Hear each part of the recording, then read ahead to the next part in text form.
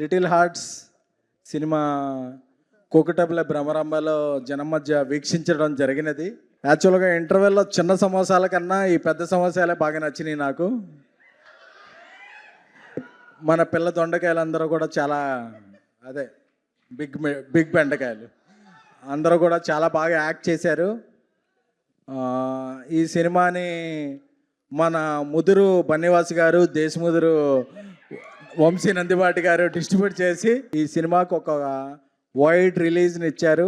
అలాగే ఈటీవీలో నితిన్ గారు చిరకాల సన్నిహితులు, ఆయన యొక్క సెలక్షన్ చాలా బాగుంటుంది. ఈ సినిమా హీరో మౌళి తమ్ముడిని మీమ్స్లో చూసేవాడిని, ఇప్పుడు ఒక హిట్ టీమ్స్లో చూస్తున్నాను.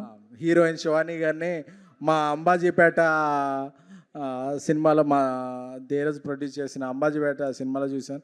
ఇప్పుడు ఇలాగా అలాగే అంకుల్ మధు గారు, ఇంకా అలాగే అంజలి గారు, కాంచీ గారు, అనిత చౌదరి గారు, సత్యకృష్ణ గారు అందరూ కూడా ఈ సినిమాకి ఒక ప్రాణం పోశారు. సో ఇది నాట్ ఎనీమోర్ లిటిల్ హార్ట్స్, ఇది బిగ్ హార్ట్స్. అంటే అప్పుడప్పుడు ఒక 1 ఇయర్కి 2 ఇయర్స్కి రీసైకిల్ అవుద్ది ఇండస్ట్రీ.